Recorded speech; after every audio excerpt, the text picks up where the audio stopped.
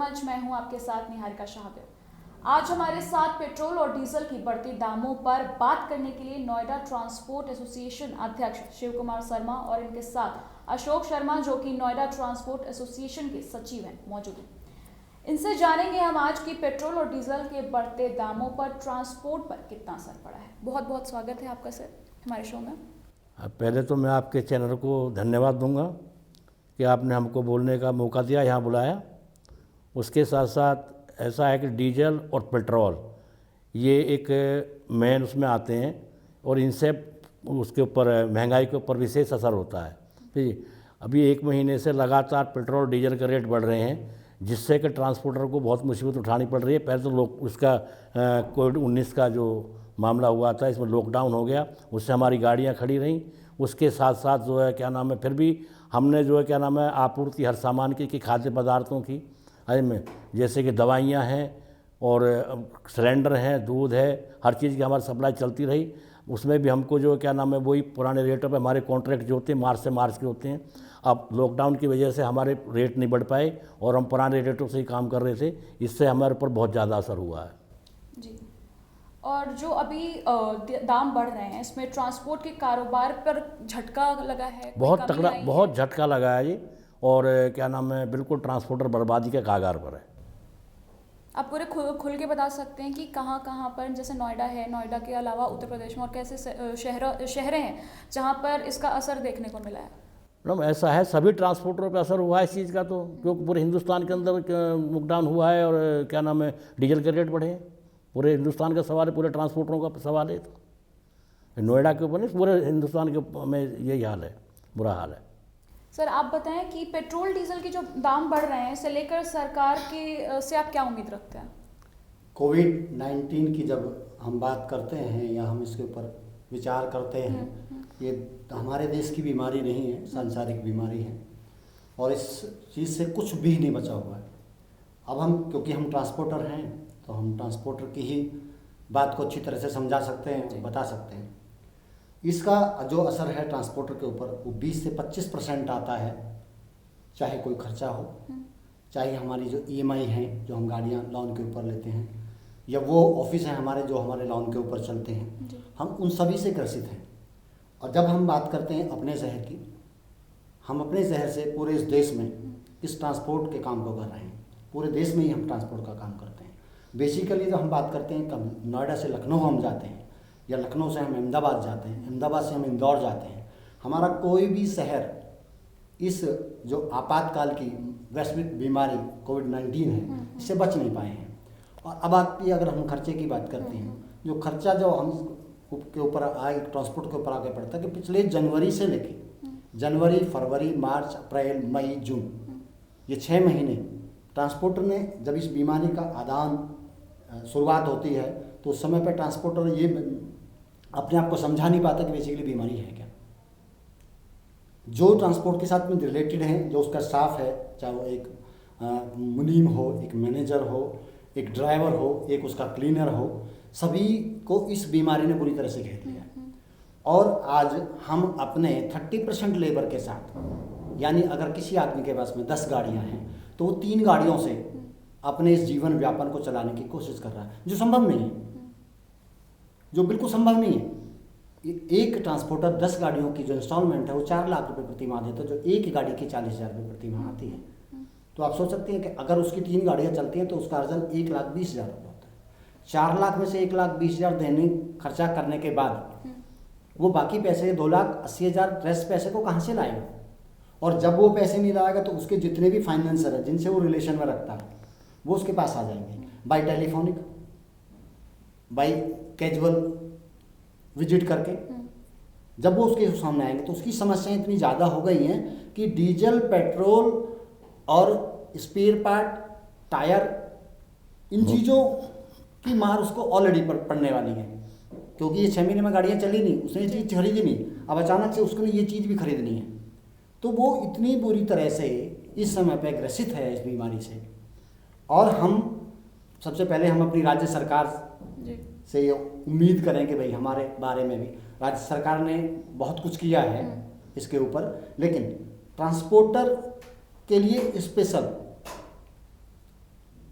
जो स्पेशल तौर से एक ट्रांसपोर्टर की, क्योंकि ट्रांसपोर्टर इस बीमारी में भी अपने आप के वहन क्रिया में रहा है, उसने सेवा की है। ट्रांसपोर्टर हर क्षेत्र में सेवा की है। एसेंशियल सर्विस की जब हम बात करते हैं तो वहाँ पे 35% ट्रांसपोर्टर अपनी सेवा में पूरी तरह से उपस्थित रहा है, और इस उपस्थिति के कारण उसने बहुत सारी ट्रेजेडी भी झेली है। चाहे किसी के कोविड बीमारी किसी हमारे स्टाफ को हो जाना, हमारे ड्राइवर को हो जाना, इवन ट्रांसपोर्ट को भी ऐसा हुआ है। इस नोएडा में ट्रांसपोर्टरों को भी ऐसा हुआ। तो हम सरकार से ये उम्मीद करते हैं कि भाई इस बीमारी के लिए जब किस्त की बात आती है, जो हमारा ट्रांसपोर्ट नगर हमारा सेक्टर 69 में है, वहाँ पे हमारी छमाही किस्त जाती है, जिसकी कॉस्ट 50,000 55,000 प्रति माह पड़ती है। तो हम जब 6 महीने से हम किसी काम को कर ही नहीं रहे हैं, तो ये पैसा हम कहाँ से देंगे? ठीक है, राज्य सरकार ने इस बात को सुना है, उन्होंने माना है, तो उन्होंने हमें 3 महीने आगे दिए, लेकिन 3 महीने दिए जो आगे हमें दिया वो एक साधारण ब्याज के कारण दिए। वो हमसे साधारण ब्याज लेंगे। एक और चीज पैदा हो जाती है यहीं पे, साधारण ब्याज जो हमसे मांग रहे हैं वो एक पूरे अमाउंट के ऊपर लेंगे, यानी ब्याज के ऊपर ब्याज, ब्याज के ऊपर फिर साधारण ब्याज। तो ये बहुत बड़ी समस्याएं हैं ट्रांसपोर्टर के लिए, जो ट्रांसपोर्टर ना चाहते हुए भी इससे बाहर नहीं निकल पा रहा है। तो हमारी आपके माध्यम से ये गुजारिश है कि भाई हमारी इन बातों को हमारे राज्य सरकार तक पहुंचाया जाए। जब हमारे पास ये सब बातें राज्य सरकार तक पहुंचें तो ये केंद्र तक भी पहुंचें। जब ये बातें केंद्र तक पहुंचेंगी तो ये पूरे देश में, क्योंकि पूरे देश को ज़रूरत है, एक राज्य को जरूरत, एक स्पेशल राज्य की बात नहीं चल रही है, ये पूरा देश ही इस बीमारी से ग्रसित है। और हम जैसा ट्रांसपोर्ट पूरे देश में इस सेवा को करता है, और हमें उम्मीद है कि आप अपने चैनल से हमारी इन सारी बातों को पूरे देश को समझें। इतनी बड़ी महामारी चल रही है, हर कोई कहीं ना कहीं अपने ज़िंदगी से जूझ रहा है, और ऐसे में आपको लगता है कि कहाँ तक जायज़ है इनकी कीमतों को बढ़ाना? अभी क्या ज़रूरत थी? कीमत बोले जो हम बोल रहे हैं नहीं, सरकार जो बढ़ा रही है उसको बढ़ाने की क्या ज़रूरत थी अभी? जबकि अंतर्राज्यीय मार्केट में तेल के रेट कम है। अच्छा। और फिर भी जो है क्या नाम है, डीजल पेट्रोल सरकार की अपेक्षा या सरकार की इच्छा के विरुद्ध तुलना में जा रहा हूं और ना मुझे जाना है। मैं तो कि मेरा बचाव कैसे हो? सरकार ने सोचा, सरकार ने डीजल बढ़ा दिया, मैं अपना बचाव चाहता हूं। मैं पूछ रही हूँ कि क्यों अभी क्या जरूरत थी ऐसे टाइम पे डीजल और पेट्रोल का दाम, देखिए दाम बढ़ाने? ये तो एक दूसरे का चैलेंज है। मुझे राहत मिलनी चाहिए, और मैं वो एप्लीकेशन अपनी राज्य सरकार को और अपनी केंद्रीय सरकार को आपके माध्यम से पहुंचाना चाहता हूं कि वो हमें राहत दें। वो क्यों बढ़ा रहे हैं, वो तो एक चैलेंज वाला शब्द है, वो उसमें हमें नहीं जाना। हमारे ऊपर इस राहत के लिए वो कितने कारगर साबित होते हैं, हमें ये चाहिए और आपके माध्यम से चाहिए। जी ज़रूर। अब आप ये बताइए कि इसके जो दाम बढ़े हैं, इससे किसानों के कारोबार में कितना फर्क पड़ा? मैम कुछ भी नहीं बचा हुआ, सब ग्रस्त है। इससे कुछ भी नहीं बचा हुआ। इवन आप एक प्रथम व्यक्ति को ले लें और एक उच्च व्यक्ति तक, ये बीमारी और ये खर्चे प्रथम व्यक्ति से लेकर अंतिम व्यक्ति तक असरकारक हैं। कुछ भी नहीं बचा इसमें। अब किसान एक इंडस्ट्री चला रहा है, एक बहुत बड़ी इंडस्ट्री जिसके यहाँ लाखों आदमी काम करते हैं। आज 25,000 लोग ही तो वहाँ काम कर रहे हैं। असर कारक तो वहाँ पे भी हुए ना मैम वो। तो हम ये थे कि जो हमारे 25% काम कर रहे हैं उनको राहत कैसे मिले, क्योंकि उनको 100% करना है, और वो 25% क्या उस 100% के कारण 25% से अपने खर्चे तो पूरे नहीं कर सकते ना वो। इन खर्चों को जब हम पूरे करने की बात करते हैं तो यहाँ पे एक राहत चाहिए हमें, जो हम आपके माध्यम से सभी से मांगना चाहते हैं, जो हमसे रिलेटेड है। इसमें विकास प्राधिकरण भी रिलेटेड है, इसमें डीजल पेट्रोल भी रिलेटेड है, इसमें टायर भी रिलेटेड है, इसमें हमारे वर्कर भी रिलेटेड है, इसमें हमारे मैनेजर भी रिलेटेड है, अगर हम कहीं पर रेंट देते हैं वो भी रिलेटेड है। एक दूसरे के साथ में कहीं ना कोई जुड़ा हुआ है। और ये राहत मुझे नहीं चाहिए, ये राहत हर आदमी को चाहिए। आपको राहत मिलेगी तभी तो आप मुझे देंगे, आपको राहत मिलेगी आप मुझे कहाँ से देंगे? तो मेरी राज्य सरकार और मेरी केंद्र सरकार दोनों से, आपके माध्यम से दोनों से ये मेरी गुजारिश है, विचार किया जाए और राहत दी जाए। विचार किया जाए, राहत मिलनी चाहिए। जी ज़रूर। सर अब ये बताइए कि जैसे आप अभी बात कर रहे थे, जो समझ में आ रहा है कि आप लोगों ने 3-4 महीने काफ़ी तकलीफें झेली होंगी, तो 6 महीने हो इन गए। 6 महीनों में आप लोगों को क्या कुछ झेलना पड़ा है, विस्तार से बताएं। मैं बता देता हूँ उसके बारे में। 6 महीने की जो हमारी किस्त है, जो मैंने अभी जैसे आपको डिटरमाइन किया कि भाई मेरी 10 गाड़ियाँ हैं तो मेरी 4 लाख रुपए की किस्त होती है, और मैं 3 गाड़ियों को चला के 1,20,000 अदा कर पाऊँ, 2,80,000 इंटू 6 तकरीबन 18 लाख रुपए होते हैं। मैं एक इंडिविजुअल ट्रांसपोर्टर की बात करूँ, हजारों ट्रांसपोर्टर है हमारे पास में, एक इंडिविजुअल ट्रांसपोर्टर तकरीबन 15 लाख से लेके 25 लाख रुपए के बीच में फंसा हुआ है। क्या मैं उस उत्पादक जो मेरे बीच में खड़ा हुआ है, मैं उस उत्पादक से क्या ये 15 लाख से 25 लाख रुपए इस आने वाले समय में ले सकता हूँ? मेरे पास पैसा आएगा कहाँ से? उसके बाद ये तो स्टैंड कर गया, ये अमाउंट स्टैंड कर जाता है। उसके बाद में अब आ जाता है कि जब जैसे ही मैं काम करने के लिए जाता हूँ तो मेरे सामने डीजल खड़ा हो जाता है, टायर खड़े हो जाते हैं, टैक्स खड़ा हो जाता है, फिटनेस खड़ी हो जाती है, ऑल इंडिया परमिट खड़ा हो जाता है, 5 साल परमिट खड़ा हो जाता है, जो अभी सरकार कह रही है रोड टैक्स, आपको एक्सटेंड किया जाता है, एक्सटेंड फॉर 3 मंथ्स, सितंबर 2020 सरकार कहती है। लेकिन मैं इस 3 महीने के बाद भी उस अर्जन क्रिया को जो अमाउंट मेरे ऊपर खड़ा हो गया वो मैं दूंगा कहाँ से? सबसे बड़ी समस्या उसकी है। स्थिति आएगी कहाँ से? ये बहुत जटिल समस्या है, और इसमें सिर्फ एक ही सार्थक हो सकता है, तो वो है हमारी सरकार है, राज्य सरकार और केंद्र सरकार, जो इस राहत को हम तक पहुंचा सकते हैं। राज्य सरकार ने, केंद्र सरकार ने राहत दी है, लेकिन बहुत लोगों को मिली है, लेकिन हम भी चाहता है, एक ट्रांसपोर्टर भी चाहता है, क्योंकि ट्रांसपोर्टर इस सरकार के अलन चलन में बहुत ज़्यादा प्राथमिकता के साथ में जुड़ा हुआ है। बिना ट्रांसपोर्टर के हो क्या सकता है? चाहे गाड़ी आपकी अधिकारी को लेके जाती है, वो ट्रांसपोर्ट है, वो ड्राइवर है उसके साथ में, वो भी इसी में आती है। हम एक माल लेके जाते हैं, दूध लेके जाते हैं, दही लेके जाते हैं, चीनी लाते हैं, आटा लाते हैं, कोई भी खाद्य सब्जी पदार्थ ले जाते हैं, जितनी भी खाद्य सामग्री है वो हमारे जरूरत की चीज़ें सब। कंस्ट्रक्शन में हम जाते हैं तब भी हम ही खड़े होते हैं। किसी तो शहर को देश बसाने में अहम भूमिका होती है देश का- ट्रांसपोर्ट। देश का बहुत इम्पोर्टेंट विभाग है ट्रांसपोर्ट। जी।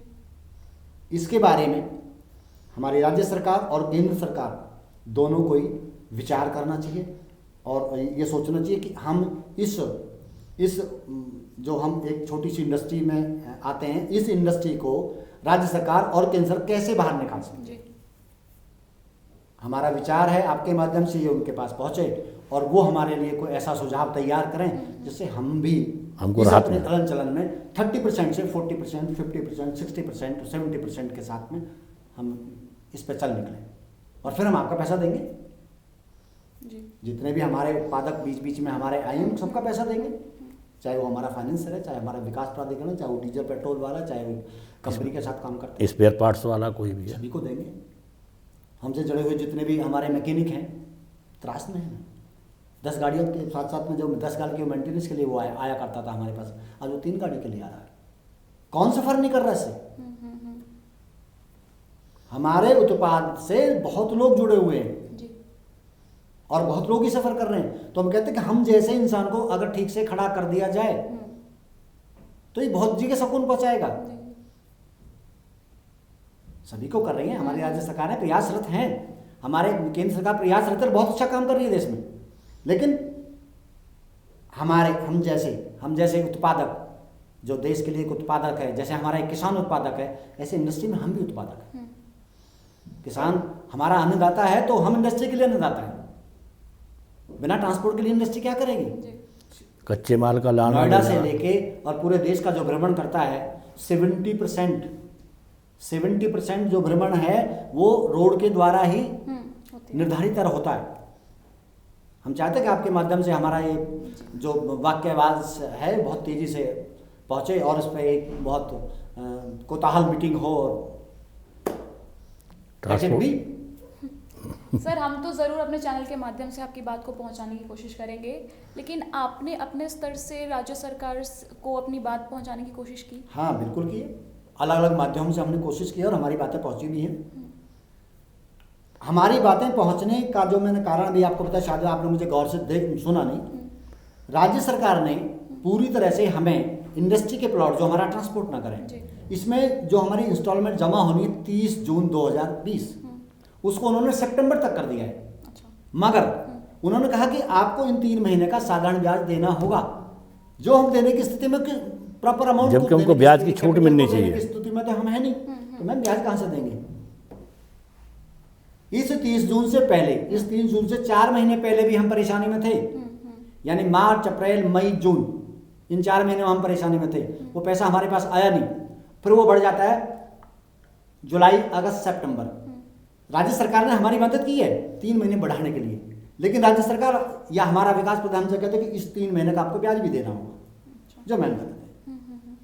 हम तो अमाउंट को देने के समर्थ में नहीं है इस मोमेंट, हम अमाउंट को समर्थ नहीं है हमारे पास में देने के लिए, तो हम एक ब्याज कहाँ से देंगे? ये विकास प्राधिकरण को सेम अमाउंट आता है हमारा व्हीकल किसी भी फाइनेंसर के साथ में। फाइनेंसर ने हमें मोरेटोरियम दिया फॉर 3 मंथ्स, मार्च, अप्रैल, मई, जून में हमारे पास वो आ गया कि हमें आप इंस्टॉलमेंट दीजिए। किसी भी तरह से एक ट्रांसपोर्टर चाहता है कि मेरी गाड़ी सर्वाइव करे, मेरी गाड़ी बचे, क्योंकि किसी गाड़ी की 3 साल किस्त हो गई, किसी की 2 साल हो गई, किसी की 1 साल हो गई। कोई भी अपनी गाड़ी को फाइनेंसर के लॉन्च में नहीं भेजना चाहता, वो बचाना चाहता है, क्योंकि उसकी गाड़ी बचेगी तो उसका काम बचेगा, और उसका काम बचेगा तो उसका अर्जन बचेगा, और जब उसका अर्जन बचेगा तो आपके पैसे देगा। अब उसने भी कहा कि आपको मोरेटोरियम दे दिया जाता है, लेकिन फिर वो मोरेटोरियम जैसे ही कंप्लीट होता है, फिर वो कहता है कि आप भी ब्याज लेके आइए, 3 महीने की इंस्टॉलमेंट प्लस उनका ब्याज आप लेके आइए। अब वो भी मांग रहे हैं। तो बेसिकली जो अर्जन की जब स्थिति एक ट्रांसपोर्टर की आती है, जब उसके पास में अर्जन ही नहीं है, तो मैम आपकी अदायगी कहां से? इस फाइनेंसर की अदायगी कहां से? टायर वाले की अदायगी कहां से? इस स्पेयर पार्ट की अदायगी कहां से? हमारे साथ जो एम्प्लॉय जुड़े हुए हैं उनकी अदायगी कहां से? वो तभी संभव है जब हमारे पीछे एक बहुत जो मजबूत सरकार देश में चल रही है, जो मजबूत सरकार हमारे राज्य में चल रही है, वो हमें समर्थ करे, वो हमें समर्थन दे, तो हम इस रास्ते को बहुत आसानी से लेके चलेंगे। और राज्य सरकार को धन्यवाद के साथ साथ हम अपने ऊपर जो एक बहुत बड़ा वजन लेके चल रहे हैं, उस वजन की मात्रा दिन प्रतिदिन कम होती चली जाएगी। सर, अब बस आखिरी सवाल पूछूंगी कि हमारे चैनल के माध्यम से आप सरकार से क्या मांग कर रहे हैं, कि और कितने मतलब समय के लिए बोल रहे हैं कि कितने कम समय तक को आपको आपकी जो मांग है वो पूरी हो जाए? हम अपनी राज्य सरकार से सबसे प्रथम में मांगने जाते हैं कि जो हमारी डीजल की रेट है इस पर विचार किया जाए, जो हमारे स्पेयर पार्ट है विचाराधीन है, हमारा टायर विचाराधीन है। जिस अमाउंट को फाइनेंसर हो, विकास प्राधिकरण हो, चाहे हमारे और लॉजिस्टिक हो, जो हमसे मांगते हैं, उनके ऊपर ब्याज ना लिया जाए, ब्याज राहत दी जाए, ब्याज छोड़ा जाए, उन पे कोई साधारण ब्याज ना लिया जाए। और जो हमारे ऊपर 6 महीने की किस्त, एक चाहे वो किसी भवन की हो, हाउसिंग की हो, चाहे वो किसी व्हीकल की हो, उस 6 महीने की किस्त को अपने क्लाइंट को बुला के उसको पूरी तरह से संतुष्ट करके उसकी अदायगी मांगी जाए। उस अदायगी में हमारा जो दायित्व है वो शामिल होना चाहिए। जो हमारे ठीक सामने हमें फेस कर रहा है, जिसने हमसे पैसे लेने हैं, वो हमें कॉल करे, एक मीटिंग अरेंज करे, चाहे वो टेलीफोनिक मीटिंग हो, सिटिंग मीटिंग हो, जैसे वो चाहता है 10 लोगों को बुलाए, उसको मीटिंग अरेंज करे और हमारे साथ बैठ के उस पर सेटल करें कि आपका जो बैलेंस अमाउंट है 3 इंस्टॉल, 4 इंस्टॉल, 6 इंस्टॉल, जैसे भी वो बनता है, उसकी अदायगी हमारे साथ बैठ के ही होनी चाहिए और उसमें कोई ब्याज ना हो। ये हम आपके चैनल के माध्यम से अपने फिर राज्य सरकार को और फिर केंद्र सरकार को जो जिसका अवगत कराना चाहते हैं। ऑल इंडिया परमिट हमारा केंद्र सरकार के अधीन आता है, टैक्स हमारा राज्य सरकार के अधीन आता है, फिटनेस हमारी राज्य सरकार के अधीन आती है, गाड़ी का नेशनल परमिट हमारा राज्य सरकार के अधीन आता है। इन पे विचाराधीन करें, इन पे कोई चार्ज ना लें, एक्स्ट्रा चार्ज, टैक्स के ऊपर कोई चार्ज ना लगे, फिटनेस पे कोई चार्ज ना लगे, नेशनल परमिट के ऊपर चार्ज ना लगे, इवन इंश्योरेंस का भी आ रहा है, इंश्योरेंस की अभी भी बढ़ोतरी हुई है जो नहीं होनी चाहिए थी। जो मार्च में इंश्योरेंस में बढ़ोतरी की है, और एक क्लाइंट पैसा देता है, उसकी मजबूरी मैंने अभी आपको बताया कि वो अपनी किसी भी तरह से वो अपनी गाड़ी को सर्वाइव करना चाहता है, क्योंकि वो गाड़ी ही उसके परिवार का पालन पोषण करती है। और उस गाड़ी से तकरीबन 10 लोग, एक गाड़ी के ऊपर 10 लोग जुड़े होते हैं। एक गाड़ी 10 लोगों के पेटों को पालती है। तो ये मैम आप समझ रहे हैं ना मेरी बात को, कितने परिवार पलते हैं एक गाड़ी के साथ में। अगर 100 गाड़ियों का एक ट्रांसपोर्टर आपके नोएडा में स्थित है, कितने परिवार पाले उसमें? 1000।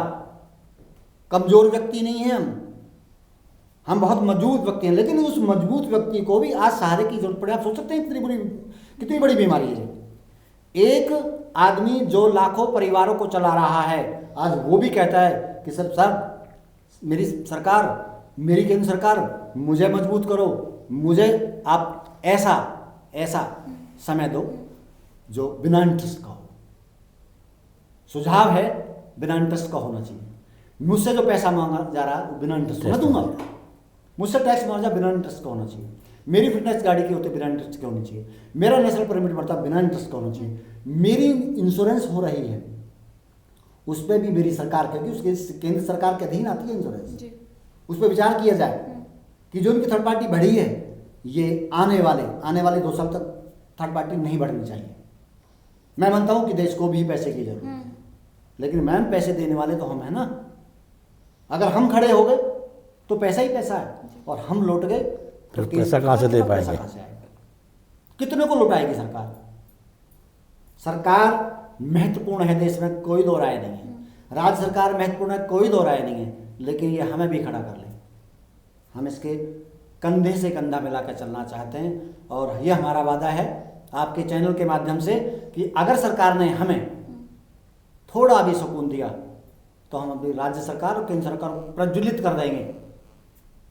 जैसे पहले से दौड़ते आ रहे थे, उसी तरह से हमारे इस उद्योग के माध्यम से हमारी केंद्र सरकार और राज्य सरकार उसी तरह से तेजी से काम करेंगे। और पैसे का अर्जन, क्योंकि 70% रोड के द्वारा, फिर मैं आपको याद दिला रहा हूँ, 70% रोड के द्वारा ही ट्रांसपोर्ट का धंधा, जो हम आप लोगों को, चाहे वो घरेलू हो चाहे वो व्यापारिक वर्ग का सामान हो, हम एक दूसरे को पहुंचाते हैं। 70%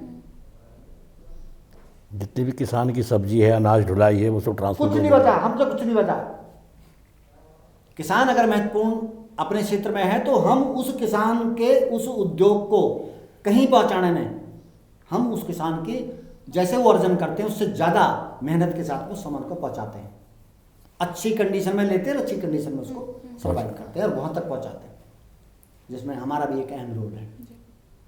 और हम चाहते हैं कि आपका चैनल इस बात को पूरी पुरजोर के साथ में प्रस्तुत करे, और हमारी सारी बातों को हमारी राज्य सरकार और केंद्र सरकार को हमारी बातों से विदित कराए। और हमें पूरा विश्वास है कि भाई आप ऐसा करेंगे और हमारी राज्य सरकार और हमें राहत मिलेगी, और हमें राहत मिलेगी। हमें भी विश्वास है, हमें अपनी दोनों सरकारों से विश्वास है कि वो हमें बिल्कुल सुने और हमें राहत मिलेगी। बहुत बहुत धन्यवाद हमारी सर, बात जानी चाहिए। बहुत बहुत धन्यवाद सर हमारे साथ जुड़ने के लिए, और हम अपने चैनल के माध्यम से ज़रूर आपकी बात को पहुंचाने की कोशिश करेंगे, और कोशिश करेंगे कि आपकी जो भी तकलीफ़ें दूर हो, और जो भी आपकी जो पहल है, आपकी जो मांग है, वो पूरी तरीके से। हम बड़े आभारी रहेंगे हमेशा ही, क्योंकि आज एक शहर का ट्रांसपोर्टर बहुत दुविधा में है, बहुत बुरी स्थिति में है, ना उसके पास काम करने के लिए पैसे हैं और ना किसी की अदायगी करने के लिए पैसे हैं। हम चाहेंगे अब आप आपके चैनल के माध्यम से हमें राहत मिले। आपके चैनल को बहुत बहुत धन्यवाद, और जितने भाई मेरे इस चैनल के लिए काम कर रहे हैं उसके लिए बहुत बहुत धन्यवाद। तो ये थे नोएडा ट्रांसपोर्ट एसोसिएशन के अध्यक्ष शिव कुमार शर्मा जी और सचिव अशोक शर्मा जी, जिनकी राज्य सरकार से बढ़ते पेट्रोल और डीजल के दामों पर मांग है कि उन्हें ब्याज से राहत मिले, 6 महीने की किस्तों पर संतुष्टि मिले और विकास कार्यों में आगे बढ़ोतरी हो। ऐसे ही टॉक शोज के साथ जुड़े रहने के लिए देखते रहिए द लोकमंच न्यूज़, और उसके साथ ही हमारे चैनल को सब्सक्राइब करना ना भूलें, और अगर बेल आइकन नहीं दबाया है तो फटाफट बेल आइकन दबाएं, लाइक करें और ज़्यादा से ज़्यादा वीडियो शेयर करें।